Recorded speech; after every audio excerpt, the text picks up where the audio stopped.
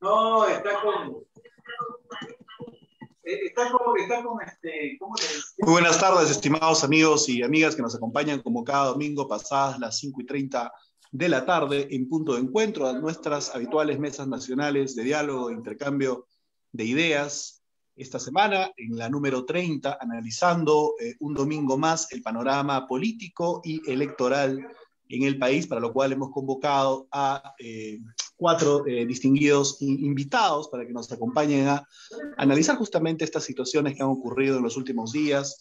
Hemos visto cómo se ha anunciado con fechas bastante cambiantes el tema de la llegada de la vacuna. Ahora parece que va a haber todo un operativo, todo un show alrededor de la llegada del primer lote de estas dosis de la vacuna justamente, pero no se conoce exactamente cuándo vamos a tener una cantidad apreciable, ya que este primer lote aparentemente no va a alcanzar ni siquiera para cubrir la primera línea del sector sanitario, menos la policía y mucho menos, evidentemente, los ciudadanos de a pie. No tenemos idea realmente cuándo es que van a llegar masivamente las vacunas, mientras seguimos viviendo un clima electoral sin duda enrarecido, con algunos pedidos de postergación de elecciones, como el que hizo el expresidente Vizcarra, con promesas de algunos candidatos a la presidencia un tanto complejas. Hoy día, por ejemplo, hace poco menos de una hora, un par de horas, Julio Guzmán, a través de sus redes sociales, relanza una entrevista que tiene en donde dice que si él es presidente va a vacunar a todos,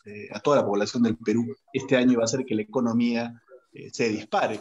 Sería interesante que el señor Guzmán, sin duda, pueda darle estos tips y estos consejos a su candidato a la vicepresidencia, que actualmente es el presidente de la República, justamente, y que no ha demostrado tener un manejo adecuado de esta crisis. Hemos también, dentro de los invitados, tres de ellos son candidatos al Parlamento por Lima. Nos acompaña Roberto Quiabra, quien es candidato al Congreso con el número 2 por Alianza para el Progreso. Nos acompaña también Mariano González, quien es candidato con el número 3 por Victoria Nacional, también por Lima. Y nos acompaña Fernando Rospigliosi, quien es candidato también por Lima, por Fuerza Popular, con el número 7. Complete el panel Javier Bedoya, que también tiene la amabilidad de acompañarnos el día de hoy. Como ustedes saben, amigos, nuestra dinámica habitual es 2 intervenciones por cada uno de los participantes. Una primera de alrededor de 10 minutos y una segunda de alrededor de 6 minutos para graficar, en este caso, cómo ven la coyuntura y, sin duda, en el caso de los candidatos, para plantear cuáles son sus principales propuestas, dado además el hecho, y que no es casualidad, que la mayoría de ellos, sin duda, manejan el tema también de la seguridad ciudadana, que va a ser un factor importante en los próximos años. Sin mayor dilación, empezamos con don Roberto Quiabra en su primera intervención. Muchas gracias por estar aquí y adelante. Gracias, Enrique. Un saludo a Javier, a Fernando y a Mariano. Gracias por acompañarnos a todos los que hoy día están reunidos con nosotros. Tendríamos que ver nosotros cuál es el escenario actual que estamos viviendo y por lo pronto, primero tendríamos que darle solidez a nuestro presente antes de estar proyectando el futuro. La pandemia y la bajato ha desnudado a nuestro Estado, un Estado penetrado por la corrupción y de baja capacidad de gestión. Lo dicen los resultados, no solamente que lo señalamos nosotros, sino desde el nivel internacional. Y lo primero que tiene que preocuparnos es la imagen país. Somos un país considerado como el que peor ha manejado la pandemia en lo económico, en lo social y en lo sanitario. Y vemos ahora que nos contentamos con la llegada de un primer lote reducido de vacunas, ser muy rico, a pesar de que el Perú es un país rico. Pero como yo señalo, somos un país rico en recursos naturales, tenemos todo para vivir, para comer. De repente, eso será que no lo valoramos mucho en nuestro país. ¿Qué sería de nosotros si no tuviéramos costa, sierra, selva y mar que nos dan de comer todo el año de todo? Tenemos recursos estratégicos que nos permiten crecer. Nuestras grandes fortalezas, la minería, la pesca, la agricultura y hoy día el turismo, que lo tenemos claro. Pero bueno, nos hemos dado cuenta que no tenemos ciencia y tecnología y por lo tanto no somos soberanos. Entonces, cuando yo hablo también de imagen de país, también tenemos que ver la falta de liderazgo nacional, porque a nivel mundial hemos visto que la solidaridad de la globalización ha quedado también desnudada. Se habló de que esta era una guerra y efectivamente es una guerra. Ahí se levantaron sus fronteras, cada uno se defiende con lo que tiene y como puede. nadie te vende nada cuando el Perú quiso comprar y era tarde. Y después pasamos a la siguiente fase de la guerra, que es esta guerra por las vacunas, donde el secretario general de la ONU ha señalado que es una gran victoria de la ciencia, pero es una gran derrota de la solidaridad. La Unión Europea ha comprado el doble de vacunas para su gente, Estados Unidos lo mismo, y los países en desarrollo como los nuestros se pueden hacer la gestión. Hay otros países chicos como los nuestros que ya desde mayo del año pasado estaban buscando hacer los en recibir la vacuna. La pregunta que nos hacemos y lo hemos hecho varias veces es ¿por qué el Perú, con la Alianza del Pacífico, México, Colombia, Chile, no hizo un bloque para comprar vacunas para ayudarnos a los ciudadanos de este bloque que tanto se reúne para la parte comercial y económica? Porque tenemos que reconocer los peruanos que siempre solos contra el mundo, solos. Solo nos costó 20 años su versión, solo nos costó enfrentarnos al CENEP, inclusive con los países garantes. Hoy día estamos solos. Y eso hay que tenerlo como ADN de toda nuestra política. Que si nosotros no estamos juntos, si nosotros no solucionamos los problemas, no nos va a solucionar nadie. Entonces vemos nosotros que cuando hay esta emergencia, lo que prima son los intereses nacionales. Eso hay que tener en cuenta. Hoy estamos viendo que hay un error para mí, hay un error que se cometió de un inicio. Si esta era una guerra, el concepto guerra era para involucrarnos a todos y para hacernos ver la gravedad del problema, pero también para conducirlo como una guerra. Es decir, un núcleo de planeamiento con unidad de dirección, el presidente, con el gabinete, y este pulpo que tiene sus tentáculos, que era pues, los gobiernos regionales, los gobiernos locales, la empresa privada, la iglesia, la fuerza armada y la policía, y no lo empleamos así.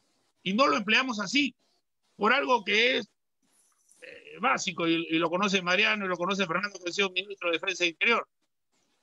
Y empleando lo que ahora estás empleando tú, Enrique, el presidente de la República tuviera un Zoom a las 6 de la mañana con los 24 gobernadores regionales, tendría información en tiempo real, anticiparía las situaciones, haría que las necesidades no superen las capacidades. Entonces, ese gobernador le diría, tengo necesidad de oxígeno, de personal, y ese gobernador también hubiera hecho de repente la noche anterior un Zoom con sus alcaldes distritales o provinciales, y los provinciales con los distritales, así tú tienes una cadena de información que le llega al presidente y el presidente toma decisiones. Hoy día vemos nosotros que los gobernadores regionales y algunos alcaldes tienen que expresar sus necesidades por los medios de comunicación social. Error para mí en primera fase, error ahorita. Entonces vemos nosotros que nuevamente las necesidades sanitarias, como por decirte, no parece posible, veamos una columna de oxígeno, mi familia llorando por cama sucia. Entonces, aquí hay que darle solidez al presidente. ¿Qué cosa nos ha desnudado? Nos ha desnudado que 20 años de crecimiento económico no se trasladó a tener servicios básicos esenciales de calidad en todo el territorio. Tenemos una pobreza que se da no solamente por la falta de empleo o de recursos, sino hay una pobreza afectiva, hay una pobreza cultural, una pobreza social, y hay una pobreza por falta de integración territorial. Loreto está integrado a todo el resto del territorio solamente por vía aérea. El AE es una zona que está aislada, dominada. Tienes tú ciudadanos CNN que no tienen acceso a canastas, abonos, ni al sistema bancario. Tienes una pobreza cultural porque se quiso dar una sola estrategia a 24 regiones sin conocer que cada una de nuestras regiones es una realidad diferente, cuatro costumbres, tradiciones y geografía. No lo hemos solucionado. Entonces, vemos que, fíjense cómo es que no ha habido preocupación, un año que no ha habido educación presencial, y tenemos más del 70% de los colegios públicos que da pena y vergüenza, sin agua, sin luz, sin carpetas, sin techo. ¿Por qué en ese año que hemos estado parados no lo hemos levantado en infraestructura? Hoy día hablamos de ciencia y tecnología y los alumnos no tienen carpeta, no tienen internet. Hoy día tendríamos, ya se habló, hoy día hay un nuevo equipamiento al hogar, las herramientas digitales para que los esposos puedan trabajar, teletrabajo. ¿Qué pasa si tienes una sola computadora? ¿Cómo estudian tus hijos? Entonces, ¿qué cosa hemos hecho?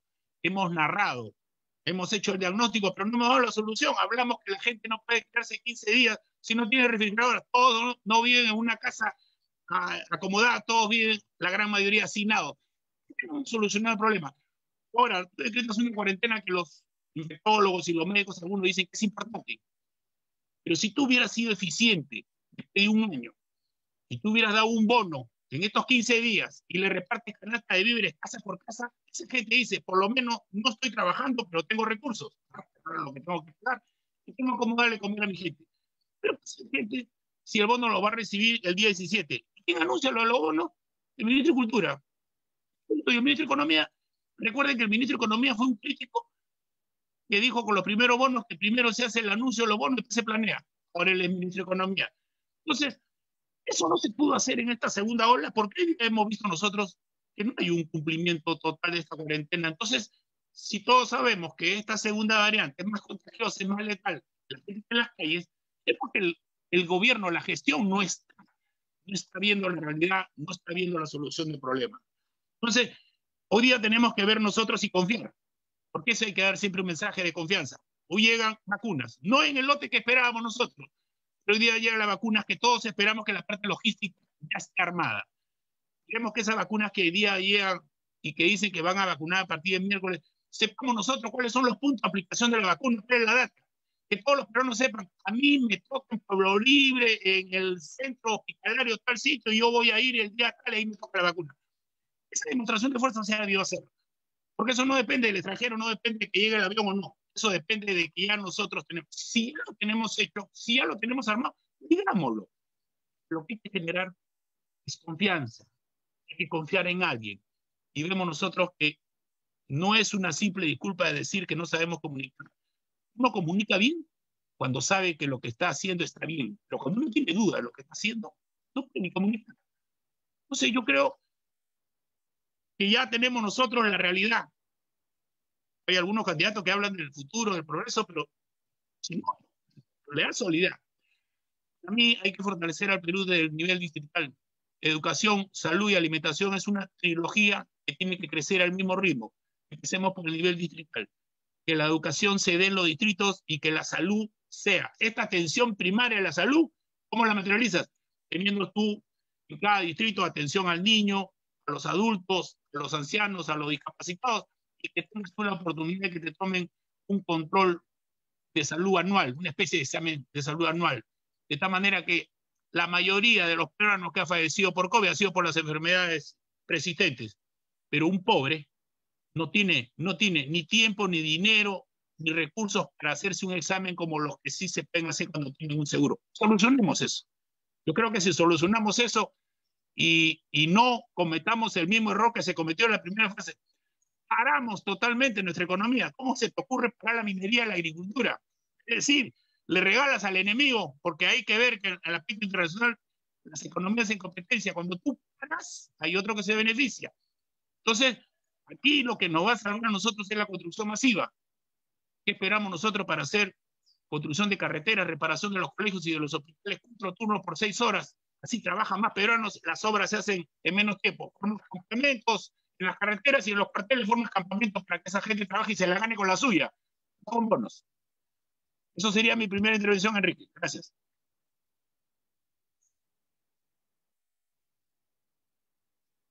Perdón, mi micro estaba desconectado. Pregunta política en 10 segundos, nada más, don Roberto Quiabra. Hace un par de semanas fue intervenido el candidato César Acuña, su candidato a la presidencia, en Piura. Hubo algún tipo de declaraciones que daban a entender que quizás puede ser una presión política del gobierno sobre un candidato a la presidencia. ¿Usted cree que el gobierno está de alguna forma desnaturalizando, orientando, presionando a los opositores en este proceso electoral? La información fue incorrecta, por no decir falsa. Y la información la dieron los mismos medios de comunicación de Piura. César Acuña estaba con sus 2 candidatos al Congreso por Piura, solamente estaban presentes adentro 10 periodistas sentados, cada uno guardando las distancias. Los simpatizantes estaban afuera. Entonces, cuando tú en democracia tú quieres intervenir, entra un oficial, que no fue un oficial, sino un suboficial, y eso Fernando sabe cuál es la gran diferencia, igualmente Mariano.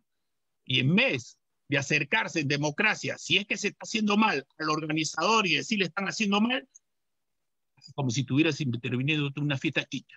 Ese es un abuso de poder Eso es algo que no se puede permitir en una democracia. Y yo dudo de que un suboficial se atreva a hacer esa intervención a un candidato presidencial. Entonces, si esto quieres tú malograr la imagen para decir de que incumple con los protocolos sanitarios, lo habrás logrado en Lima, que lo difundieron, pero en Piura no. Muchas gracias, don Roberto Quiabra, que va con el número 2 por Alianza para el Progreso por Lima Metropolitana en su primera intervención. Adelante, don Mariano González, que va con el número 3 de Victoria Nacional, el partido que postula a George Forsyth a la presidencia. Gracias por estar con nosotros, Mariano. Adelante.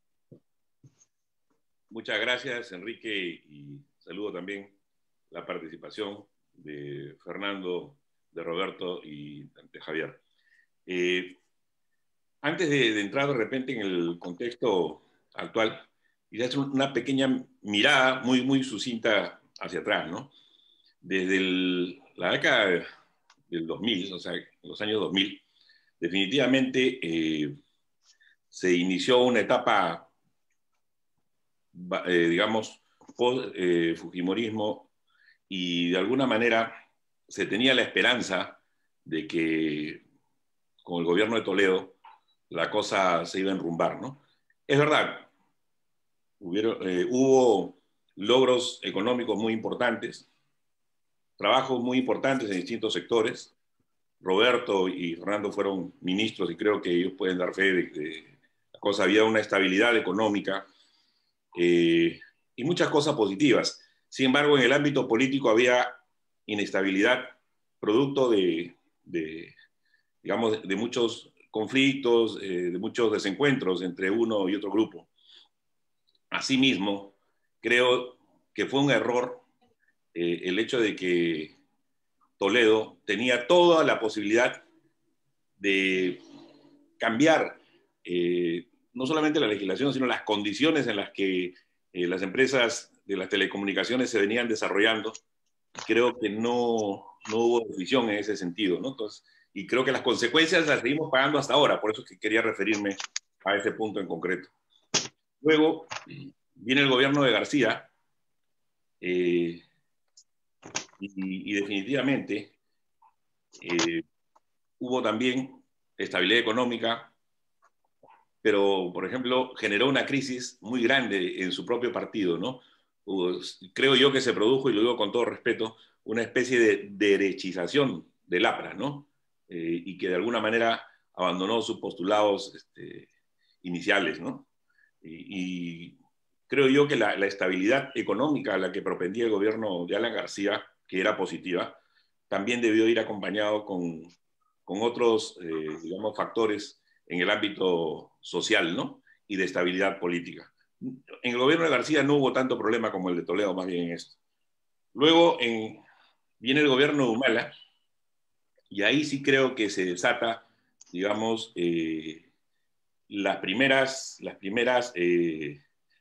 muestras, los primeros signos de conflictos, creo yo, innecesarios y hasta de odio, ¿no? O sea, la persecución política de mucha gente, producto del impulso no solamente de Humala, sino de la señora Nadine, o sea, de perseguir a la gente que pensaba distinto u opositores, creo que generó el embrión para, digamos, una serie de conflictos que después se han ido desatando, ¿no? O sea, el impulso exagerado a la megacomisión, chocando inclusive no solamente con Alan García, sino hasta con el propio Javier Descanseco, que primero fue aliado de ellos y después vimos que no tenía absolutamente ninguna responsabilidad, ¿no? El Poder Judicial lo limpió póstumamente, ¿no? Y creo yo que esa situación de odios y de rencores, de alguna manera, significó el primer embrión de los graves conflictos e inestabilidades políticas que hoy vivimos. Luego viene el gobierno de PPK, y creo que PPK no supo administrar el triunfo, y también lo puedo decir autocríticamente, porque en el inicio estuvimos ahí también, ya, digamos, había demasiada, digamos, demasiada gente, demasiadas tendencias, demasiados digamos, no había una sola línea, ¿no? Y de alguna manera esto creo que pasó la factura. Pero en general, el triunfo de PPK no fue correctamente administrado, ¿no? Y lamentablemente, tampoco por el lado del partido que quedó en segundo lugar, con la mayoría, inclusive congresal, Fuerza Popular, tampoco asumieron, creo, de manera adecuada la derrota, ¿no? Tal es así que hasta el día de hoy, digamos, se percibe que la señora Fujimori no aceptó la derrota.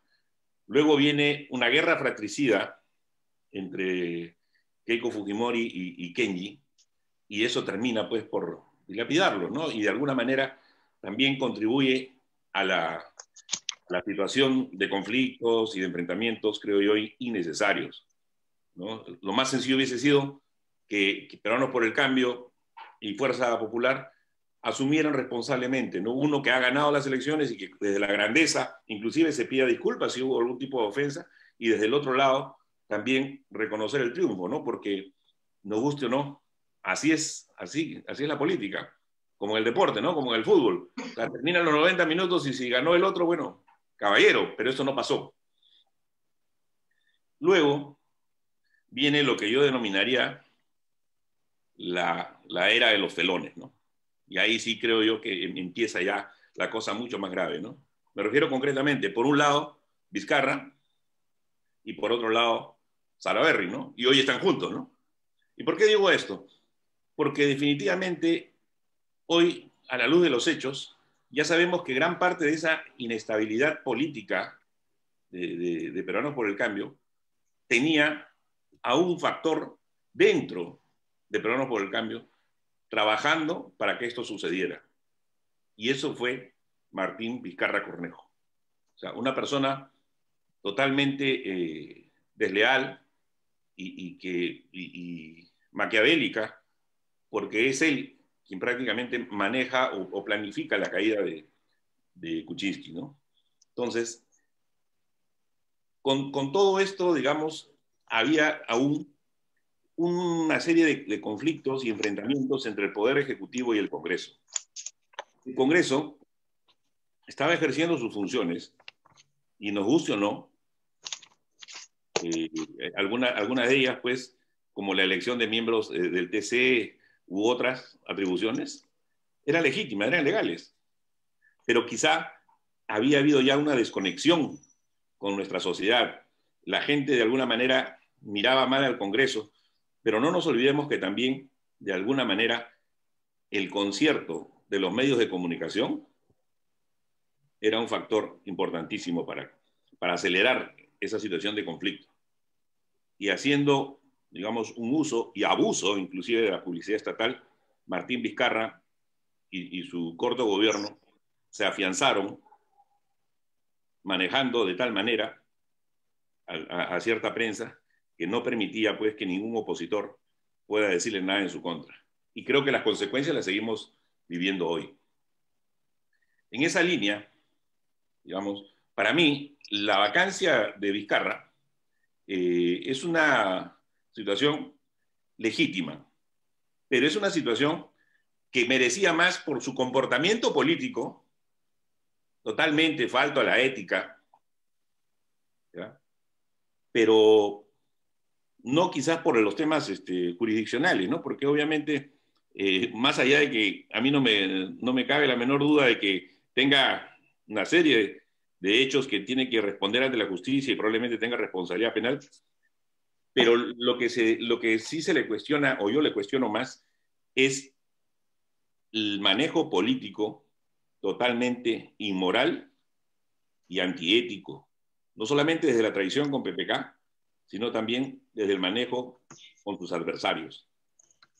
Hoy por hoy, no me cabe tampoco la menor duda de que por más esfuerzo que haya hecho en su momento los ministerios de salud y la Cancillería, es él mismo el que retrasó la compra de las vacunas. Y eso algún día se sabrá. Yo creo que hay que investigar eso. El papel funesto de la ministra de Economía, María Antonieta Alba, también es un papel que habrá que investigar, que habrá que investigarse al futuro, porque creo que ha habido una situación bastante compleja y bastante reñida, inclusive con la legalidad, de parte de ambos personajes. Y otros más, pero creo que estos son los que más responsabilidad tienen. En esa línea, digamos, una vez que es vacado Vizcarra, no, si ustedes se dan cuenta, no ha perdido todavía el control de ciertos medios. Es para mí realmente inexplicable que él siga yendo a Canal 7 como si fuera presidente, ¿no? Por ejemplo, y se prioriza. La vez pasada dejaron plantado a Rafael López Aliaga porque él se le ocurrió ir en el momento. La situación, por ejemplo, que ha ocasionado, donde también he sido afectado como muchos otros, el personero legal de Somos Perú, y Fernando no me va a dejar mentir, presentó en el escrito de apelación de su pedido de exclusión, una lista de 22 personas de todos los partidos. También tuve yo. Sí, ya ves, Keiko Fujimori, Roberto Quiabra, Fernando Rospigliosi, Jorge Nieto, Patricia Juárez, Susel Paredes y quien les habla, y varios otros, 22 personas. Y da la casualidad que si uno empieza a ver esa lista, con una o dos excepciones, son personas que obviamente pues no tienen ni siquiera la más mínima posibilidad de ser cercanos a Vizcarra, ¿no? Entonces, y estamos a puertas, digamos, de resolver. Yo ya fui excluido y estoy en apelación. Pero ¿por qué menciono este caso? Porque creo que el factor Vizcarra, desde el año 2016 hasta la fecha, es un factor de distorsión y un factor que crea inestabilidad política. Y lamentablemente, con la anuencia, insisto, de muchos medios de comunicación y algunos influencers y algunos opinólogos que hasta el día de hoy lo sostienen. Mientras no terminemos con el factor Vizcarra, muchas de las cosas que hemos estado comentando hoy, o que ha comentado Roberto también, van a seguir siendo afectadas, ¿no? Porque, por ejemplo, el tema de las vacunas. Estábamos en el mes de agosto, a puertas de cerrar contratos. La Cancillería estaba ya con todo prácticamente definido. ¿Y qué pasó? Lo que yo presumo es que simple y llanamente Vizcarra dijo no. ¿Por qué razones? Es cuestión de investigar y es cuestión de conseguir después, alguna resolución, alguna prueba, previa investigación. Pero para concluir, en esta primera intervención, así como en el gobierno de Humala, esa situación de odios, esa situación de persecución, afectó y dejó el embrión para lo que hemos vivido después. El factor Vizcarra, desde el 2016, ha sido un factor que ha generado inestabilidad política y odios. Una cosa es que discrepemos abiertamente sobre una u otra posición, sobre una u otra, cuestión, de posición política y hasta de ideologías, ¿ya? Pero otra cosa es destruir a los enemigos. Y en ese sentido, yo creo que Vizcarra es lo peor que le ha podido pasar a nuestra política, a la política peruana. Y no debemos quedarnos de brazos cruzados. Y eso no es odio tampoco ni persecución, pero hay que investigar porque eso no debe volver a suceder. Insisto, el factor Vizcarra para mí es determinante, tanto para situaciones cotidianas, situaciones concretas, como para situaciones de fondo, como el tema de las vacunas y otras más. Esa sería mi primera intervención, Enrique. Pregunta política en 10 segundos, de acuerdo a tu alocución. ¿Consideras entonces injusta la asociación que se hizo entre tu candidato a la presidencia, George Forsyth, y Vizcarra como uno de los candidatos de Vizcarra antes de que este fuera vacado? ¿Evaluaste un poco ese tema, digamos, en el contexto previo a tu postulación? ¿Crees que fueron rumores infundados? Vizcarra es una persona que no tiene escrúpulos y puede utilizar ciertas situaciones y ciertos comportamientos de sus opositores a favor suyo. En ese sentido, yo creo que él ha pretendido utilizar una serie de situaciones, comportamientos, imágenes inclusive de la gente, pero en absoluto. Muestra de ello es que hoy, si yo tengo un pedido de exclusión y una resolución de exclusión, Forsyth tiene 4 y todos promovidos por el equipo de Vizcarra. Entonces, porque creo yo que en el análisis realmente malévolo de Vizcarra, él piensa que con la salida de Forsyth su candidato Salaverry podría subir, podría escalar, ¿no? O sea, por lo tanto... Muchas gracias. Concluye. Sí, niego categóricamente que haya alguna situación que pueda unir a Vizcarra con Forsyth, ¿no? En absoluto. Muchas gracias, Mariano, que esperemos que se mantenga en carrera, que va con el número 3 por Victoria Nacional por Lima. Le damos la bienvenida. Le agradecemos por estar aquí a don Fernando Rospigliosi, que va con el número 7 por Fuerza Popular también a Lima Metropolitana. Muchas gracias por estar acá, Fernando. Adelante. Muchas gracias por la invitación, Enrique. Saludos a Roberto, a Mariano, a Javier y a todo el público que nos está viendo y escuchando. En primer término, lo que tú planteaste al comienzo, el tema de las vacunas y de la pandemia. Desgraciadamente tenemos la peor situación o una de las peores en el mundo debido precisamente a la pésima gestión de Martín Vizcarra y de su sucesor, aliado y seguidor Francisco Sagasti. Los hechos son incontrovertibles. El Perú ha tenido el peor índice de mortalidad por millón de habitantes en el mundo y tiene una de las peores caídas de la economía, que se traducen en millones de desempleados y millones de personas que han caído en la pobreza.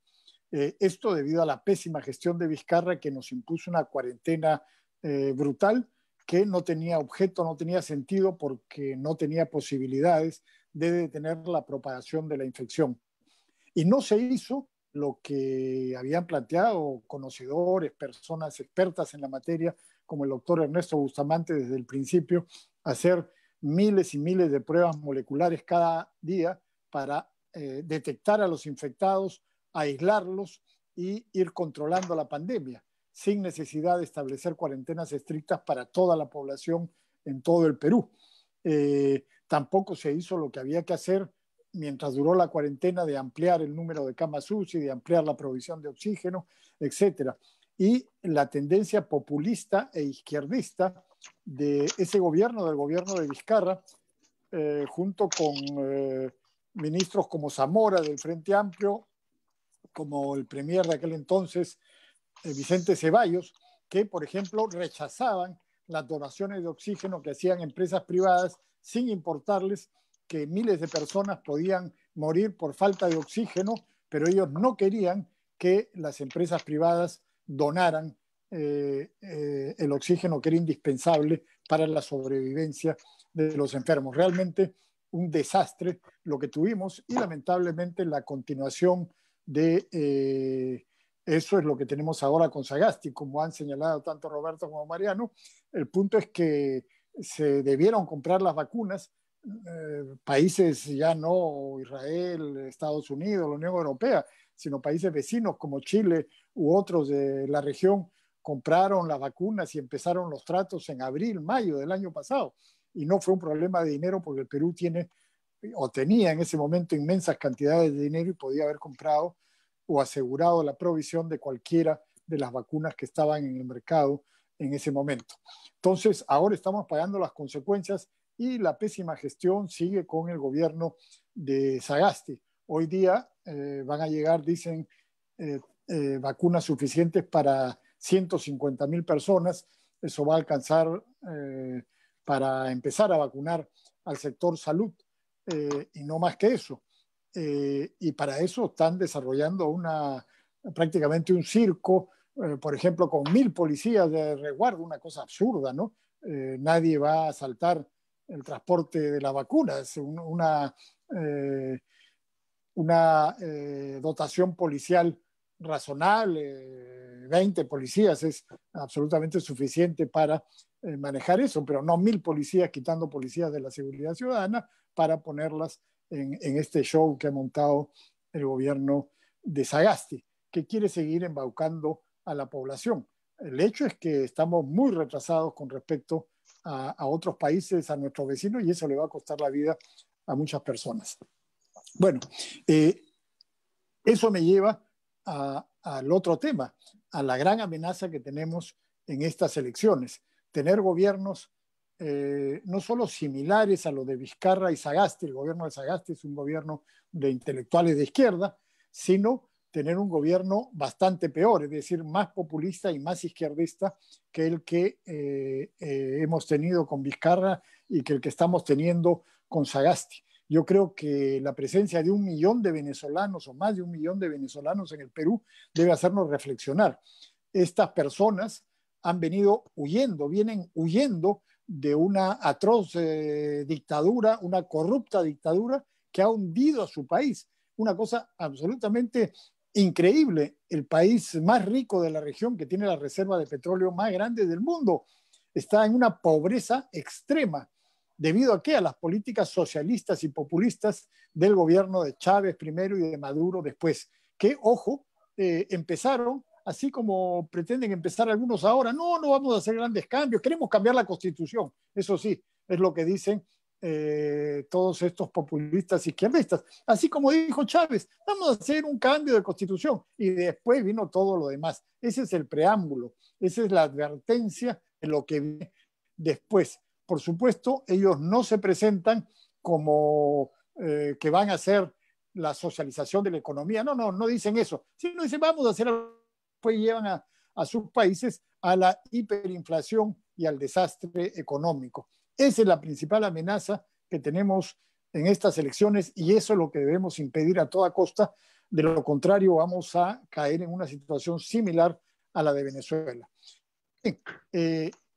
Lo que hay que hacer en términos de salud, ya lo han dicho expertos como el doctor Bustamante, miles de pruebas moleculares, aislar a los infectados, cuarentenas focalizadas por barrios, pero no cuarentenas enormes que lleguen a todo el país y que destruyan la economía sin detener el virus. En lo que a mí respecta, el tema de seguridad ciudadana, la propuesta de Fuerza Popular es ocuparse principalmente del delito callejero, de los robos, los asaltos, los robos de celulares, de carteles, de autopartes, los asaltos a los pequeños negocios, a las bodegas, a los restaurantes, que son los que están creando una zozobra y preocupación enorme en la ciudadanía. ¿Cómo combatir eso? Básicamente fortaleciendo las comisarías, y en las comisarías fortaleciendo dos cosas: la investigación criminal y el patrullaje inteligente. El otro día hemos visto cómo una banda de asaltantes atracó a una joyería en el Jirón de la Unión. A las pocas horas, los detectives de la DIRINCRI, de la Dirección de Investigación Criminal de la Policía, detuvieron a los asaltantes. La policía es muy buena en esta labor, la de investigación criminal, cuando quiere hacer y cuando puede hacerlo. Esto también se puede hacer, este es un delito mayor, pero se puede hacer también a nivel de los delitos callejeros. Fortalecer el número de detectives en las comisarías y fortalecer la calidad de los detectives. Si hacemos eso, habremos dado un gran paso en la lucha contra el delito callejero, los arrebatos, los robos. En segundo lugar, el patrullaje inteligente. ¿Qué significa eso? Patrullar en los puntos calientes. Desgraciadamente, para eso se necesita un mapa del delito, y no hay mapas de delito actualizados, porque la gente no denuncia los delitos. ¿Por qué no denuncia? Muy sencillo, porque no tiene confianza en el sistema. Para eso hay que recobrar la confianza en la policía, que la gente vaya a la comisaría y sea bien atendida en las comisarías, y que vea que la policía resuelve sus problemas, resuelve sus denuncias, resuelve los delitos. Se requiere entonces en este camino una policía comunitaria, una policía de cercanía, una policía que esté junto con la población. El policía que conozca a los guachimanes de cada una de las cuadras, o a las juntas vecinales, o al zapatero, o al bodeguero, o al sastre, y que tenga una rápida relación con ellos a través de un grupo de WhatsApp o de lo que sea. Ahora la tecnología nos permite todas esas cosas. Es muy importante eso, porque la gente que está en el barrio puede ver cuando hay personas extrañas, cuando hay posibilidades de un robo, de un asalto, o cuando se produce, avisar inmediatamente, y si hay un sistema de reacción rápida, la policía puede actuar y capturar a los delincuentes. Y por otro lado, se trata de capturar y sancionar a los delincuentes, cosa que es muy importante, que es mucho más importante que las penas. La captura y sanción de los delincuentes es lo más importante que hay. Y para eso es necesario hacer un cambio legal. Hay que modificar el Código Procesal Penal. Hay que retornar la investigación preliminar a manos de la policía. Ahora toda la investigación con este nuevo Código Procesal Penal ha pasado a manos de los fiscales. Los fiscales no saben investigar y los delincuentes se aprovechan de eso para salir libres cuando son capturados. La investigación preliminar tiene que regresar a manos de la policía, y la dirección jurídica de la investigación, por supuesto, en manos de los fiscales, que son abogados. Pero hay que retornar la investigación preliminar a manos de la policía. Y por último, hay que señalar en este punto que no hay que maltratar a la policía, no hay que difamarla, ensuciarla, humillarla, como hizo el Partido Morado y todos sus amigos vizcarristas en los sucesos de noviembre, donde falsamente acusaban a los policías de asesinos, de secuestradores y de una serie de cosas que se demostraron falsas después. Y cuando llegaron al poder estos morados y sus aliados vizcarristas, lo que hicieron fue maltratar a la policía nuevamente, pasando a retiro a todo el comando policial, a 18 generales, para poner a uno de sus engreídos y poder manipular políticamente la policía y usarla en función de sus intereses. Eso tiene que ser revertido. De todas maneras, en un gobierno de Fuerza Popular inmediatamente se retornarían a esos generales. Si hay alguien que investigar, que se sigue, pero no se maltrata a la policía, violando legalidad. Creo que esos son temas básicos que hay que afrontar y que tendrá que asumir un futuro gobierno, cambiando todas las cosas equivocadas y erradas que han hecho en el gobierno de Vizcarra y de su continuador Sagasti. Estimado Fernando, una pregunta política muy rápida. Si le atendemos a las encuestas, si le creyéramos a las encuestas, Keiko Fujimori es la segunda candidata con mayor antivoto luego del expresidente Humala. ¿Crees que la estrategia de Fuerza Popular está orientada para poder quebrar justamente esta resistencia que, según esos sondeos, va más allá del 70 y tantos %? ¿Qué piensas tú? Mira, no sé, eso se verá el día de las elecciones.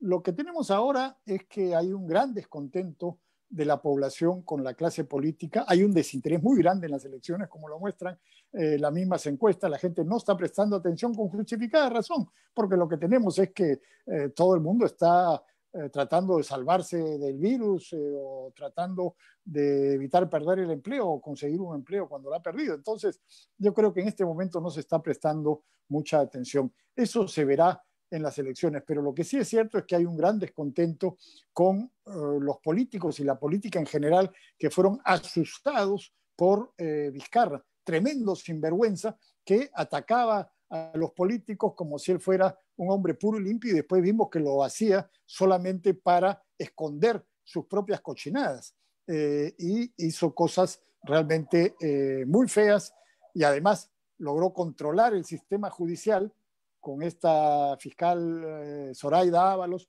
y con un grupo de fiscales prevaricadores y politizados para atacar a sus adversarios políticos y desacreditarlos, meterlos presos, llevarlos al suicidio con fines políticos, sin justificación jurídica, y para defenderse él de las fundadas acusaciones que habían en su contra. Yo creo que eso ha influido mucho y que eso debe y puede ser revertido. Muchas gracias, estimado Fernando. Fernando Rospigliosi va con el número 7 por Lima Metropolitana. por Fuerza Popular, el partido que postula la presidencia a Keiko Fujimori. Para culminar esta primera ronda, le doy la bienvenida y le agradezco por su presencia al joven político social cristiano, Javier Bedoya de Negri, quien también nos va a compartir sus impresiones, aunque él no es candidato, pero sin duda su perspectiva va a aportar al debate. Muchas gracias por estar con nosotros, Javier, adelante. Muchas gracias, Enrique, y muchas gracias por estar con este gran panel, aunque como bien dices tú, no soy candidato. Me honra estar al lado de estos grandes políticos y espero que cada uno de ellos pueda entrar al Congreso, porque justamente lo que se necesita es experiencia. Yo no me voy a remontar a todo lo que ha sido Vizcarra, porque creo que es repetir básicamente lo que todos han dicho acá. Todos sabemos quién es Vizcarra, lo que le ha hecho a la democracia, a las instituciones. Yo me voy a empezar con el tema de la cuarentena, que es un tema importante y que hoy día estamos en otra cuarentena.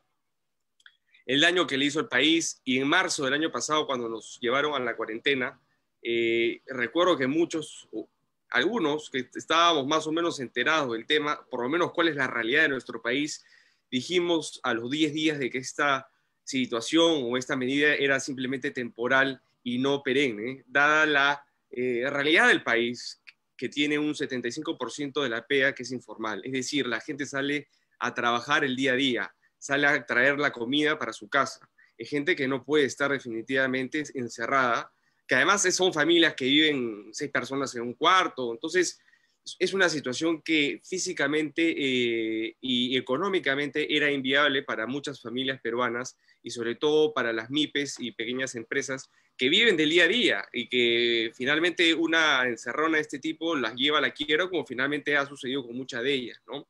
Pero aún así el señor Vizcarra persistió en esta medida con su ministra de Economía de ese entonces, la señorita Alba, y los resultados fueron que ni hubo salud ni hubo economía. Es decir, los contagios y las muertes continuaron aumentando y la economía se fue para abajo y destruyendo. Entonces, eso te da un claro ejemplo de que finalmente estas medidas no funcionan en países como los nuestros. En realidad no funcionan en ninguno de estos países. Son medidas preventivas para justamente identificar los focos de contagio mediante pruebas moleculares que no teníamos, a pesar de que la Organización Mundial de la Salud dio la alerta de que se venía el COVID en enero.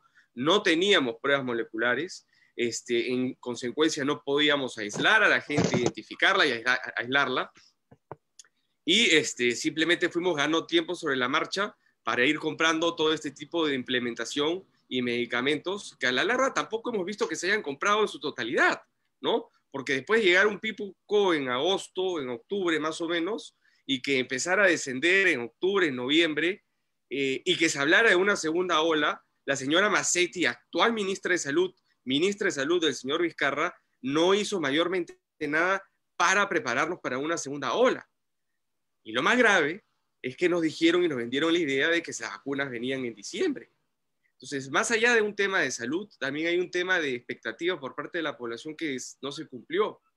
Y hoy en día tenemos a un presidente que no tiene legitimidad, que fue elegido por artes del destino, de una bancada que era minoritaria, que hoy en día está viendo finalmente lo que puede hacer o no puede hacer, cometiendo algunas, desde mi punto de vista, atrocidades, por ejemplo, como bien dice Fernando, con la policía, con las mismas instituciones, siguen con el maltrato a las instituciones, que es la línea de esta izquierda progresista que está hoy día en el gobierno, y nos lleva a esta nueva cuarentena, Enrique, en la que para mí es una cuarentena totalmente laxa, es una cuarentena en la que creo que todo el mundo puede salir a la calle y hace lo que finalmente hace el día a día. Existen algunas restricciones para las pequeñas y medianas empresas, para los restaurantes que sí están sufriendo muchísimo, pero al final yo creo que es una cuarentena que no sirve de nada. Lo único que desde mi punto de vista acá es identificar por distritos, aunque es muy difícil hacer cuarentenas por distritos, y eso Fernando de repente me puede ayudar y complementar con el tema de la ayuda de la policía. Acercar un distrito es muy complicado, pero eso es lo que se debió hacer desde un principio y no se ha hecho. En consecuencia, hoy día tenemos una cuarentena que está debilitando aún más la economía,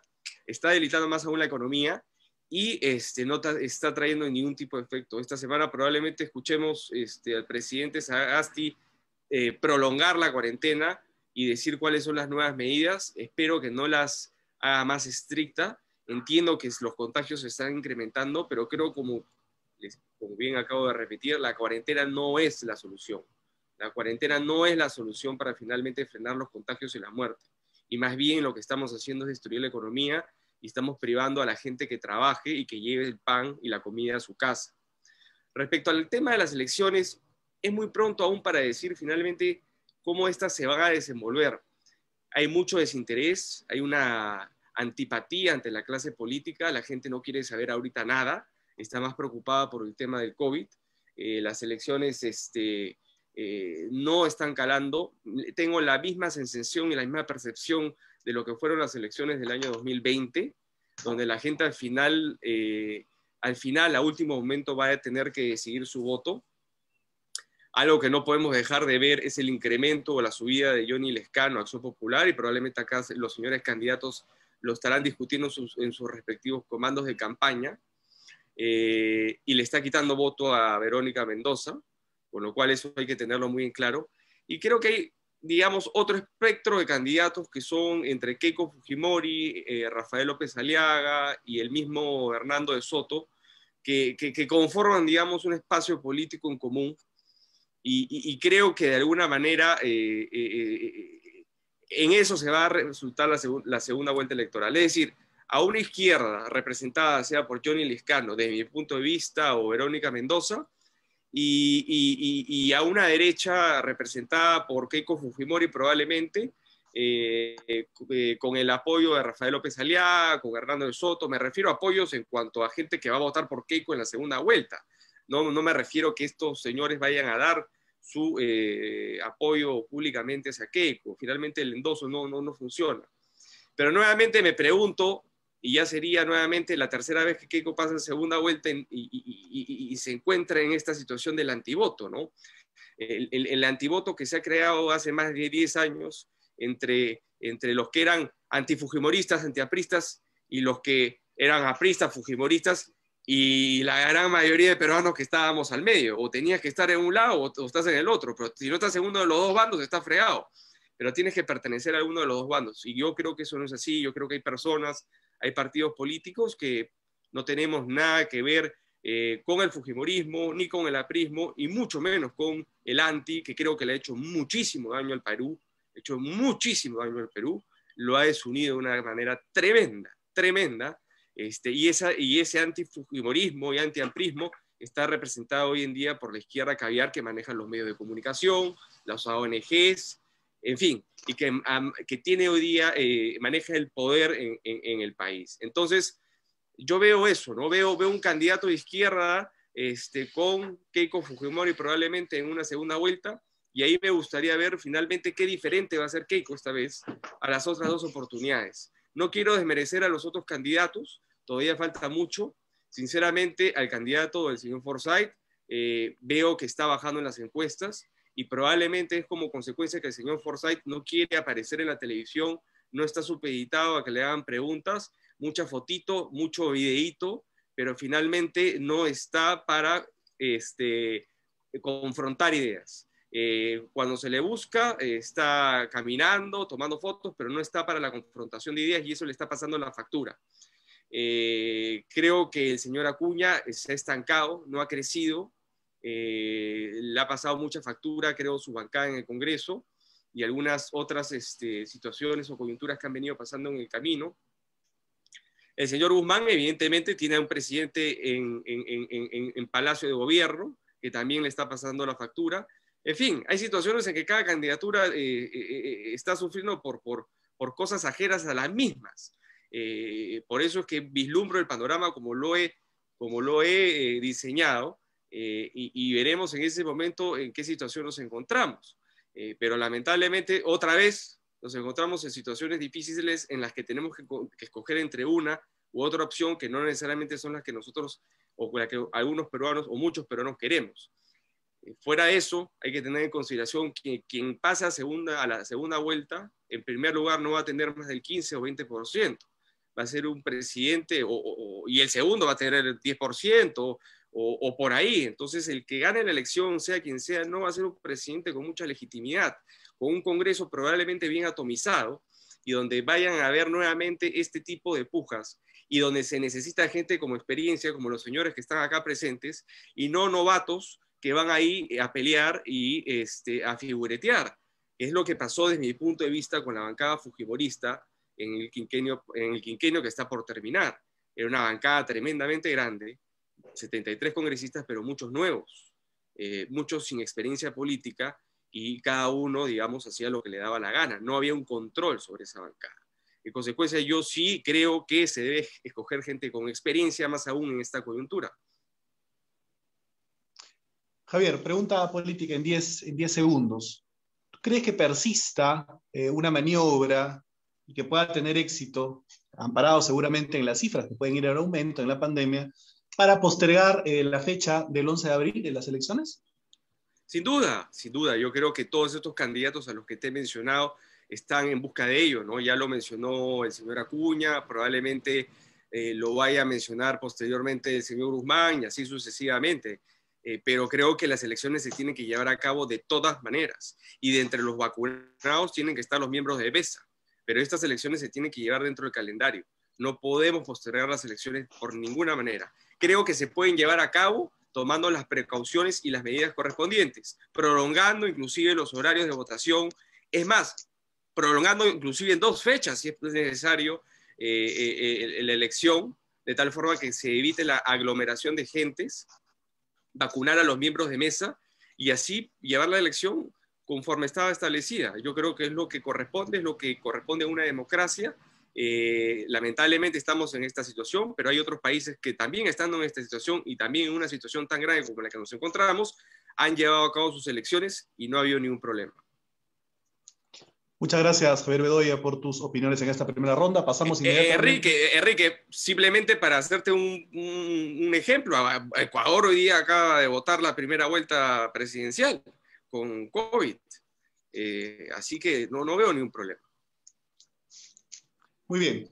En la segunda vuelta, ya estoy pensando ya post 11 de abril, en la segunda ronda, recibimos de nuevo a don Roberto Quiabra, esta vez por 6 minutos para un cierre final. Muchas gracias, don Roberto. Adelante. No, Enrique, gracias. Yo quiero tomar dos temas que ha tocado Mariano y Fernando. Yo coincido con Mariano que no puede repetirse el error político de volver a jugar con nuestra democracia. En este quinquenio hemos jugado con nuestra democracia con una irresponsabilidad política, teniendo 2 factores que teníamos en mente. Uno, el bicentenario, qué vergüenza llegar al bicentenario de esta manera, y ni siquiera hemos tenido nosotros unidad para enfrentar la pandemia juntos. Hay que quitarnos ese ADN de los políticos, de buscar que el que esté en el gobierno fracase para aparecer como los salvadores. Y lo otro, con Rocky, coincidimos en lo que nos está afectando a todos. Acá no hay asintomáticos ni diferencias de edades para sufrir de la inseguridad. Yo creo que hasta ahora no hemos podido lograr una estrategia adecuada porque hemos simplificado el problema. Lo hemos criminalizado todo en policías y justicia, cuando este es un problema social de alcance multidimensional que es originado por la crisis de valores que sufre nuestra sociedad. ¿Dónde está la magnitud? La vemos todos los días. La pérdida del valor de la vida y la cada vez mayor participación de menores de edad en los delitos. Eso es lo que materializa lo que hoy día estamos viviendo. Y además, tú tienes que los ciudadanos le tienen miedo a la delincuencia, pero también desconfían de la autoridad. Entonces, aquí hay que hacer 2 cosas. Una estrategia general, nacional, integral, con estrategias específicas por regiones, por distritos, y una agenda de seguridad de aplicación inmediata. En primer lugar, tenemos que sancionar los delitos menores y a los menores que cometen delitos. Preguntémonos nosotros por qué todos los días se roban 3.000 celulares. No sé, que no le va a pasar nada. Y la sanción a los menores es porque los padres, ¿dónde están? Yo siempre pongo el mismo ejemplo. Se ha presentado dos madrugadas donde grupos de niños de entre 12 y 15 años asaltan una tienda para robar licor. Me preguntan, ¿y los padres? Entonces, lo primero que tienes que hacer tú es echarle a los familiares. Si los padres no se han dado cuenta del rumbo equivocado que están tomando sus hijos, Ya se van a dar cuenta, después trabajo comunitario. Entonces, así cortamos de raíz el inicio de una carrera delictiva. La otra es trasladarle la inseguridad y el temor a los delincuentes. Yo soy partidario del incremento de las penas, pero el incremento de las penas tiene que venir acompañado con romper ese divorcio entre policía, Ministerio Público y Poder Judicial. Preguntémonos nosotros por qué ingresan la captura de la policía a las 24 horas en la calle. El enemigo no somos nosotros, porque te demoraste un minuto, porque no estuvo bien bajado, porque no escribiste bien la oración. Ese es el problema. Por eso es que nadie denuncia, pues. ¿Para qué denuncio si en 24 horas está libre y viene y me va a amenazar? Tenemos que cortarle las armas a los delincuentes. Hay que aplicar medidas que tengan una relación, un equilibrio entre la seguridad y la libertad. Un celular en una cárcel es un arma. Hace más de 10 años nos vendieron que se habían bloqueado los celulares y todavía no se han bloqueado. ¿Por qué seguimos permitiendo que hayan 12 en moto? ¿Por qué nos gana el lobby ante la seguridad? Preguntémosle a cualquier ciudadano qué siente cuando está parado en la puerta de su casa y aparecen 12 en moto. ¿Qué sentimos nosotros cuando estás en tu carro y se te aparece una moto con 2? Lo dijo Ropi. Roba una joyería en Girón de la Unión 7 de la noche, 12 en moto. El problema de la solución es que en ese momento puede haber muerte y el impacto psicológico. Nos hemos acostumbrado a que no puedes salir a la calle con tu familia como tu chifa, ni una pizza, porque aparecen un par de tipos y te amenazan con pistola. ¿Cómo? 10 a 15 años sin beneficio penitenciario. Entonces, cuando vas a aceptar donde hay un niño, lo piensas 2 veces. Lucha frontal contra la microcomercialización y trata de personas. En el Perú, lo que se ha incrementado es el consumo y lo que ha bajado es la edad de inicio. Por eso vemos nosotros estos niños que te meten un brazo para robar tu celular con los efectos de la droga. Por eso el mal ejemplo de decir que uno consume drogas. Se acaba de suicidar un jugador uruguayo en Argentina, el consumidor de drogas y por la depresión. Ese es el ejemplo que le queremos dar a los niños. Entonces, tienes tú lo otro que es la institucionalidad de la policía. Siempre hablamos de la policía, pero nunca hablamos de el policía. Entonces, tenemos que partir de la captación de personal. Podemos seguir teniendo 16 escuelas policiales sin calidad ni en infraestructura. 4, una por región, con procesos descentralizados, pero que vayan a una escuela donde aprendan, bien instruido, bien entrenado, bien capacitado. Y lo otro, nunca lo reentrenamos. Siempre hablamos, ¿no? Aplicaron el protocolo. Pero ¿qué protocolo si nunca le has dicho cuál es el protocolo? Entonces tienes que tener tú en 4 complejos policiales un buen gimnasio para que no estén diciendo que los policías son gordos. ¿Cuándo entrenan los policías? Nunca. Porque tenemos más de 500 policías, el doble de los fallecidos por COVID a consecuencia de COVID, más que los médicos. Nos olvidamos de su salud, de su alimentación y de su condicionamiento físico. ¿Quién se preocupa de ello? Sí. Preocupémonos por el policía, le exige como siempre, o dale como siempre, pues. Hoy día nomás vemos nosotros nuevamente la pena de ver a nuestros policías en los pasadizos, en el hospital de la policía. Y después entonces le quieres exigir que trabaje las 24 horas. Entonces, son cosas que tenemos que aplicar. ¿Para qué? Para que con su trabajo, con el mapa del delito, con los cuadrantes y corredores seguros, tengan presencia y recuperen autoridad y confianza en la población. Si ponemos en ejecución toda esta estrategia, no una, el conjunto de esta estrategia en función a la realidad de cada distrito, vamos nosotros a bajar la inseguridad, vamos a comenzar a confiar en nuestra policía y la policía va a comenzar a trabajar para recuperar la autoridad y la confianza. Gracias. Última pregunta, brevísima, en algunos segundos, don Roberto Quiabra. Este ataque, porque fue un ataque prácticamente sistemático desde que asumió el gobierno morado, fundamentalmente a la policía, pero que luego quiso hacer extensiva a las Fuerzas Armadas que, digamos, alertaron mucho, digamos, antes. ¿Cree usted que tiene que ver con algún asunto de enfoque ideológico? ¿O por qué esta impertinencia de un gobierno que recién asume, que es un gobierno de transición, de justamente petardear a un brazo tan importante y fundamental para la patria como la Policía Nacional? ¿Es un asunto ideológico para usted? Fíjate, tenemos que preguntarnos nosotros para quién estamos trabajando, para el Grupo Puebla. Recuerda el estallido social que apareció a fines del 19 en Ecuador, Colombia, Bolivia, Chile. En el Perú también se presentó en noviembre. Entonces, cuando tú buscas qué cosa, desacreditar a las instituciones, es por el Congreso, la policía, el equipo de fiscales, la Bajato. Entonces, ahora, ¿quién vas a desacreditar? Yo no entiendo algunos analistas políticos que defienden la democracia que dicen que el Congreso anterior fue malo, que el de ahora es más malo y el que va a venir recontra malo. Entonces, ¿para qué me presento? Porque acá estamos perdiendo nosotros. No perdemos nosotros, yo pierdo más. Imagínate, si ahora por ser candidato ya tengo un desprestigio, imagínate ser elegido. No, no es así, pues. Esa es la manera incorrecta de defender, de no defender la democracia. La otra, yo conversaba con un par de embajadores.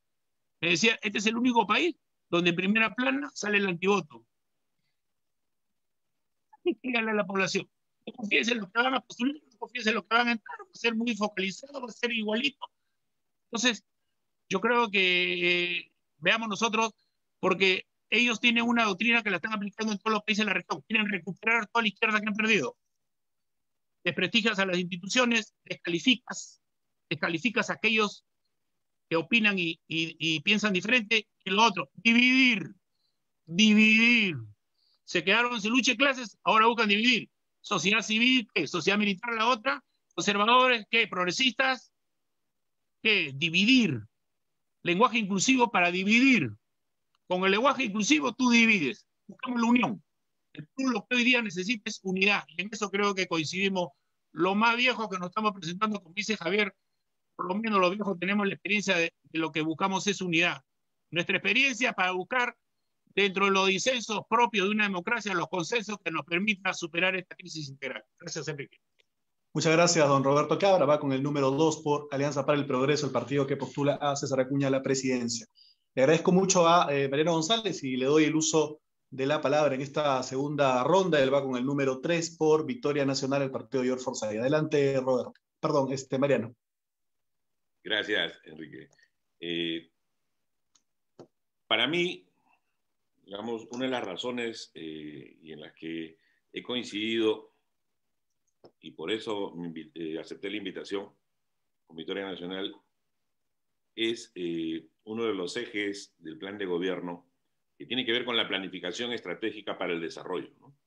Entonces, yo soy un convencido de que en nuestro país ya no podemos continuar, digamos, tratando de improvisar o que cada gobierno que venga crea que ha descubierto la pólvora o que la historia empieza con el gobierno nacional, regional o local, ¿no?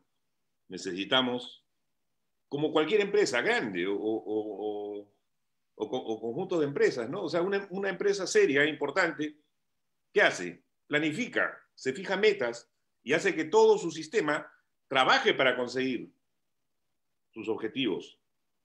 Entonces nosotros necesitamos que la planificación estratégica sea una herramienta esencial en la gestión pública.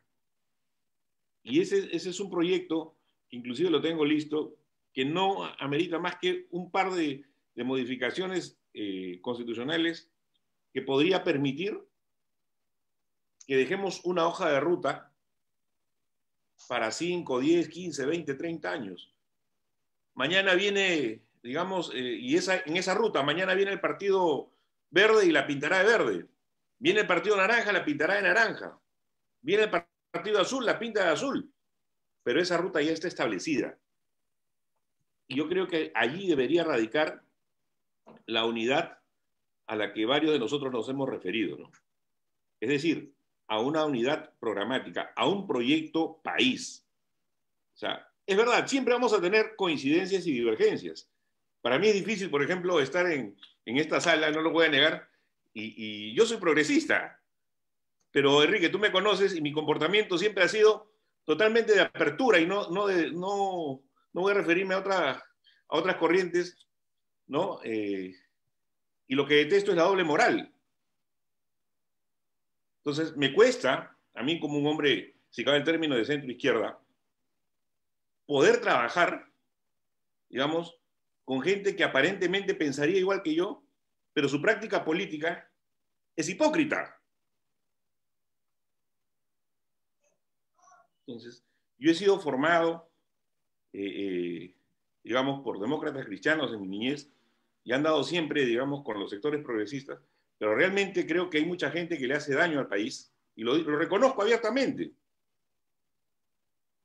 Entonces, esta propuesta de planificación, regreso a mi planteamiento, es indispensable que se pueda introducir con rango constitucional inclusive, para poder dejarnos ya de seguir improvisando. Hay países que tienen o que han tenido menos recursos o no tenían recursos naturales. Miremos, está lejos, pero miremos a Singapur, ¿no? Y otros ejemplos más. Nosotros tenemos recursos, nosotros tenemos un país, como lo dijo Roberto y Fernando en su oportunidad, con mucho potencial. Entonces, necesitamos nosotros encontrar una ruta, y para ello considero que es indispensable que todos nos centremos en lo que nos une. Es más, vamos a tener divergencias, y está bien, así es la democracia, pero hay cosas en las que no se puede dejar de coincidir. Para mí, por ejemplo, hay dos temas en los que deberíamos estar mínimamente centrados los hombres de Estado: economía y seguridad. En todo lo demás podemos discutir, que si derechos, que si libertades, que si a mí me gusta más esto, me gusta más el otro, o si yo estoy de acuerdo con una, no sé, tal formato de hogar, de familia. Esas cosas las podemos discutir y obviamente probablemente nunca estemos de acuerdo. Pero hay cosas centrales, hay temas centrales del Estado en las que sí podemos coincidir y en ello debemos trabajar. Entonces, concluyo. Para mí es indispensable que la planificación sea una herramienta indispensable de las políticas públicas, de la gestión pública. Y para ello estamos trabajando, presentando, ya tenemos listo un proyecto, espero tengamos el voto popular para poder presentar formalmente esto al Congreso, un proyecto con el cual consideramos que se podría institucionalizar. Nosotros podemos criticar muchas cosas a gobiernos anteriores, como por ejemplo no sé, el Velatato o lo que sea. Pero ese modelo del Instituto Nacional de Planificación de aquel entonces fue superado, fue manejado, fue copiado y superado inclusive en Chile. Y allá no interesa, digamos, que tú seas de una o de otra tendencia. Hay un proyecto, digamos. Y nosotros tenemos todas las capacidades, tenemos buenos técnicos en todos lados y podemos convocarlos, ¿no? Entonces, la idea es que todos trabajemos hacia un mismo objetivo, un proyecto país. Porque yo sí creo que 5 años más en esta situación de conflictos innecesarios o de advenedizos o personas que le hagan daño como Vizcarra y otros más a la democracia en el Perú, si caemos en lo mismo, lamentablemente vamos a seguir avanzando hacia el abismo, ¿no? Creo yo, para concluir, que es indispensable que, por un lado, sea el CEPLAN o sea el órgano que maneja el tema de la planificación, el Acuerdo Nacional, por ejemplo, debería tener un mayor peso para validar estas herramientas que se den ahí. Entonces, y debería haber una situación de diálogo más abierto entre la clase política, el empresariado y los sectores sociales, ¿no? O sea, necesitamos hermanarnos más, no podemos seguir caminando así hacia la deriva. Gracias, Enrique. Muchas gracias, Mariano. Va con el número 3 por Victoria Nacional, el partido que postula George Forsyth. Fernando Rospigliosi, segunda participación. Adelante. Gracias, Enrique. Bueno, como ha señalado Mariano y han señalado otros, yo creo que es importante tener en cuenta que hay que tener puntos de confluencia y de unidad en la política, sobre todo en una crisis tan grave. Es decir, no dar ese espectáculo que muchos quieren de insultos y de ataques personales, que lo único que hacen es desacreditar la política y favorecer a los populistas que quieren desacreditar en conjunto a la clase política y hacerse del poder engañando al pueblo y luego destruir un país. Bueno, yendo a puntos específicos, por ejemplo, Roberto señalaba lo de las escuelas policiales. Yo creo que es muy importante mejorar la calidad de la policía para luchar contra la delincuencia y favorecer al público que está realmente muy preocupado por el aumento de la delincuencia. Hay que mejorar la calidad de la policía para que defienda a los ciudadanos. Y eso de las escuelas policiales es muy cierto. Hemos llegado a tener 29 escuelas policiales. Eso es una barbaridad. La mayoría de las escuelas son muy malas y los policías que salen de ahí no conocen realmente las cosas más elementales. Hay que concentrar las escuelas policiales. Ya se dio un decreto el año 2019 y se ha avanzado un poco, pero hay que avanzar muchísimo más concentrando las escuelas policiales para que haya un mayor control y mayor calidad en la policía y, por supuesto, reentrenar también a los policías que han tenido una mala formación. Pero adicionalmente quisiera señalar un par de cosas. Las leyes en el Perú son durísimas, están entre las más duras de América Latina y del mundo entero. El problema es que no se aplican, así de sencillo. Por ejemplo, para delitos que son relativamente pequeños, el robo de un celular, las penas son altísimas, porque hay una serie de circunstancias agravantes. Si es con un arma, si son dos, si es de noche, si es en un lugar desolado. Por ejemplo, acá hay una noticia que salió publicada en El Comercio, en Perú 21 y en muchos periódicos. Sujeto fue condenado a 12 años de cárcel por amenazar con cuchillo a su víctima en robo de celular. 12 años de cárcel por amenazar. No mató ni hirió a nadie. 12 años de cárcel por robar un celular en Puente Piedra a una señora. Lo capturaron y ha sido sentenciado. ¿Cuánto puede valer ese celular en el mercado negro? ¿50 soles? ¿100 soles? ¿150 soles? Digamos, 120 soles. 12 años de cárcel por 120 soles. Un año de cárcel por 10 soles. Esa es la sanción. Ahora, ¿cuál es lo significativo de esto? Sale en el periódico. Capturaron y sentenciaron a un ladrón de celulares. En la época que ocurrió este robo en noviembre de 2019, se robaban 5.100 celulares en el Perú. 5.100 celulares en un día. Más de 35.000 celulares en la semana. Más de 150.000 celulares al mes. Y la noticia es que capturaron a uno y lo sentenciaron. Ese es el punto. No es la gravedad de la pena. El punto es que hay que capturar a los delincuentes y sentenciarlos. Eso es lo disuasivo. Lo disuasivo es capturar y sentenciar. El problema no está en la gravedad de las penas, sino en que no se captura y no se sentencia. Digamos, si de 100 delitos se captura a uno y 99 quedan impunes, bueno, hay un incentivo para seguir cometiendo delitos, obviamente. Si de 100 delitos se captura a 90 y se les sentencia, aunque no sea penas tan grandes, pues eso va a disuadir a la delincuencia. Entonces, el punto es capturar y sentenciar. Ese es el tema que tenemos que cambiar en el Perú. Y quisiera también señalar otro asunto referido ya a los ciudadanos. Creo que es indispensable aprobar en el siguiente Congreso lo que se llama la doctrina del castillo, la doctrina anglosajona del castillo, es decir, un ciudadano está en su castillo, en su casa, en su vivienda. Esa vivienda es asaltada por uno o más delincuentes, el ciudadano tiene derecho a defenderse. Y si el ciudadano hiere o abate a los delincuentes, el ciudadano no tiene ni responsabilidad penal ni responsabilidad civil. Es decir, el ciudadano no va a estar preguntando, oiga, señor delincuente, ¿usted va a matar, va a violar, va a robar? ¿Usted está armado, está desarmado? ¿Usted va a usar su arma, no la va a usar? No, el ciudadano tiene derecho a defenderse y sea que el delincuente está armado o no está armado, sea como sea, el ciudadano no tiene responsabilidad penal y civil. Muchas veces hemos visto cómo ciudadanos que se enfrentan a delincuentes terminan presos y el delincuente termina libre. Eso es increíble.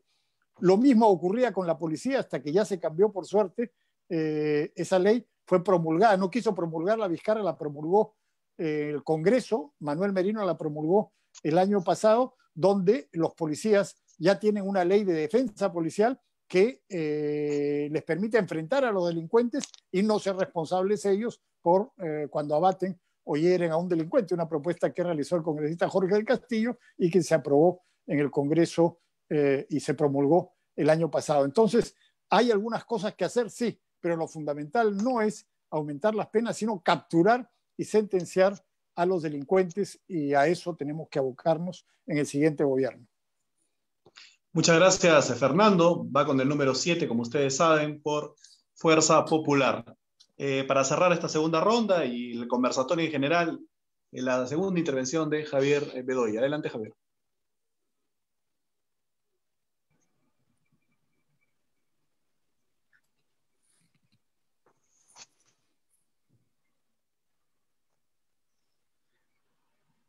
Muchas gracias, Enrique. No sé si me escuchan ahí porque la señal un poco que se estaba cortando. Sí, ¿Me escuchan? Sí, adelante. Ok, muchas gracias. Yo voy a ser breve y solamente voy a invocar a los participantes acá porque creo que representan partidos importantes, no solo porque las encuestas lo reflejan, sino porque finalmente creo que van a tener representación en el Congreso. Y es básicamente unidad, ¿no? Tenemos que buscar puntos en común, ponernos de acuerdo en lo viable. Creo que alguien lo mencionó anteriormente, creo que básicamente lo que nos une en este momento es el tema de salud y el tema económico. Creo que es algo importante y sería sumamente bonito que luego de terminadas las elecciones, determinados partidos que tengan representación en el Congreso se pongan de acuerdo en estos puntos para sacar adelante nuestro país. Lo que no puede ocurrir, Enrique, es lo que ha venido pasando en los últimos 5 años, porque de lo contrario, quien sea presidente no va a llegar al 26. Vamos a tener nuevamente una crisis política como la hemos tenido en los últimos 5 años. En consecuencia, yo les pido serenidad, madurez y unidad y ponernos de acuerdo en lo viable. Probablemente no haya mucho que el presidente que salga electo puede hacer como consecuencia de la atomización del Congreso y distintos factores que impidan hacer grandes reformas. Pero sí ponernos de acuerdo en cosas en común. Por lo pronto veo acá representantes que están a favor, por ejemplo, del modelo económico, de no modificar la Constitución. Eso es sumamente importante, porque evidentemente van a haber otras bancadas, las de izquierda, que van a querer ir sobre la marcha. Entonces, yo creo que hay que apoyar y defender cosas en las que nosotros estemos de acuerdo, en las que Fuerza Popular esté de acuerdo con APP y con el partido Victoria Nacional, creo que se llama, el señor Forsyth, que sean viables y con otras bancadas en el Congreso de tal forma que le dé viabilidad al país en los próximos 5 años. De lo contrario, el país no va a caminar. Es lo único que les pido. Muchas gracias por la invitación. Ha sido un honor estar con esta gran mesa, con estos grandes candidatos, y los espero ver a todos en el Congreso el próximo, 28 de julio, sí. Sí, roguemos todos que sea el 28 de julio justamente y no haya ninguna sorpresa como algunos desearan. Tienes mucha razón, creo que hay que buscar consensos, hay que buscar, como es el título de este portal, puntos de encuentro, creo, para el tema sanitario, para el tema económico y sin duda también para el tema de seguridad ciudadana, un aspecto en el cual nuestros invitados de hoy son especialistas y llevan propuestas muy interesantes e importantes al próximo Parlamento. Muchas gracias, Roberto Quiabra, que va con el número 2 por APP. Muchas gracias, Mariano González, el 3 de Victoria Nacional. Fernando Grospigliosi, el 7 de Fuerza Popular. Muchas gracias, Javier Bedoya, por tus intervenciones. Esperemos que poder verlos en el próximo Parlamento y que puedan, sin duda, aportar para el progreso de la patria. Muchas gracias a todos los que nos han acompañado hoy día, domingo en Punto de Encuentro. Que sigan teniendo un buen domingo, a cuidarnos todos del COVID-19. Un fuerte abrazo, Roberto, Fernando, Mariano y Javier. Gracias, Enrique.